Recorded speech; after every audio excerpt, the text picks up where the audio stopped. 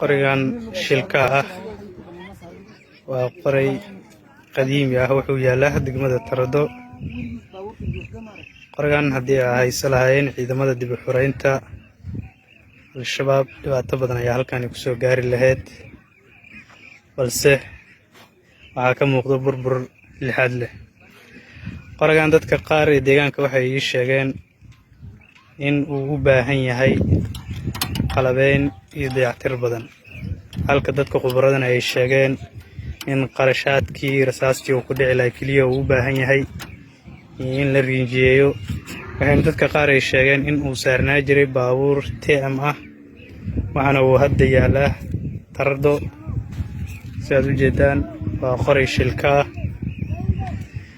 goobta uu ka dhacane leelee dhawquna waa mid aad u xoogan ayuu ahaa lahaa, balse baabuurka maxaa taariikh ahaan u ka haysaa maadaama dadka deegaanka ka mid tahay? waxaan ka hayaa wax badan oo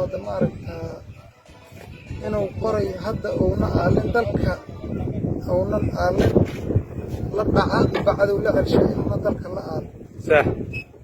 marka waa qoray haddii ilaahay kuu roon yahay wuxuu u baahan yahay dayactir badan maadaama dowladda dib u xuraynta ay dalka timiday. waxaan rabnaa in haddii ilaahay kuu roon yahay lala sameeyo oon cadowga isaga celin u baahanna. waa dadka deegaanka oo ku sugan Tardo qoriga agagaarkiisa. qoriga sidaad u jeedaan waa qoray aan innaba caadi ahayn, waa laba dhuumood. goobta uu ku dhacana waa goob aanan cadow uu soo geli karin. haddii la tashto waa uun la samey karaa sidaan isleeyahay. qorigan sidaad u jeedaan waa Tardo, magaalo qadiimi ah ku taalo gobolka Hiiraan.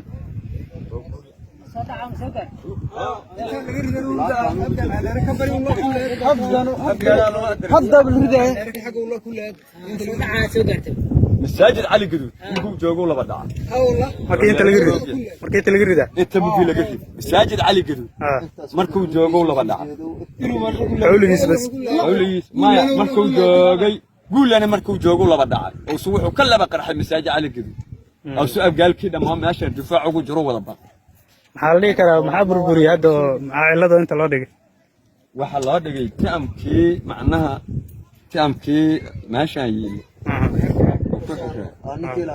aanakii aw nakiga agar sheekh muumin agar xilligaas wax ka eliyeen malena uu shaqaysana abgaalka gatado xamar iyo wuxuu ka shaqeeyay guulan xamar iyo daaxu ka shaqeeyay taamna waa hadii qalabkiisa la helo wala habay karaa la isdhihi karaa qalabkiisa inuu beledka yaalaaba malayn ولبرد ما تردويا تردين ودحيلا عيسى تردويا والله نمكي لقولي جيامنا قادم ها هذا ما والله ويا هدان لقادنا كدب لقادنا ويا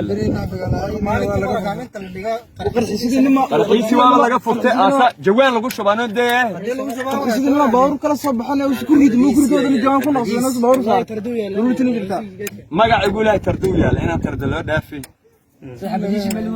هذه قرحيس الله هلا وهابس ما سما ها نور دارية واحد بس سوري يو واحد سوري على جال غرقة سوجي داني شلكا ودتكي ديغانكو هالكاني كسوغان waxay u faraxsan yihiin in uu u shaqeeyo qorigan si cadawga looga xoreeyo gobolka Hiiraan.